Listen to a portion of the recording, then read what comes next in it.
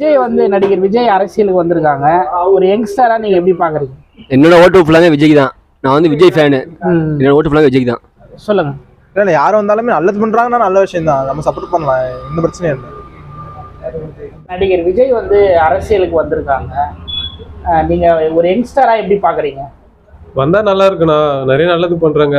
Maybe ஒரு chance கொடுத்து பார்க்கலாம். நிறைய அரசியல் கட்சி ஆல்ரெடி இருக்கு. ஸோ இவரால் ஜெயிக்க முடியும் அப்படின்னு நினைக்கிறீங்களா? கண்டிப்பா எல்லாருமே ஜெயிக்கணும்னு நினைச்சு வராங்க, ஆனா ஜெயிக்கிறாங்கல்ல. அந்த மாதிரி அவரும் மேபி ஜெயிக்கலாம். ஜெயிச்சா நல்லது பண்ணுவார்னு ஒரு இருக்கு. சான்ஸ் கொடுத்து பார்ப்போமே. நான் தமிழ்நாட்டில் வந்து நிறைய அரசியல் கட்சி இருக்கு. இப்போ வந்து விஜய் வந்து கட்சி ஆரம்பிச்சிருக்காரு, புதுசாக ஆரம்பிச்சிருக்கேன். ஆமாம். எனக்கு வந்து இன்னொரு படம் வந்து நான் வந்து பேசியிருக்கேன். அந்த படம் முடிச்சுட்டு முழு நேரம் அரசியலில் ஈடுபடுவேன். அரசியல் வந்து எனக்கு தொழில் கிடையாது, அது வந்து சேவை அப்படின்னு சொல்றாரு. நீங்கள் எப்படி பார்க்குறீங்க?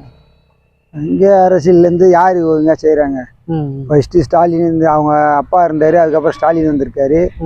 இப்போ என்ன பண்ணுறாரு அவர் வந்து மக்களுக்கு வந்து விவசாயிக்கு வந்து எந்த இதுவுமே இல்லை அவங்க பண்ணுறது.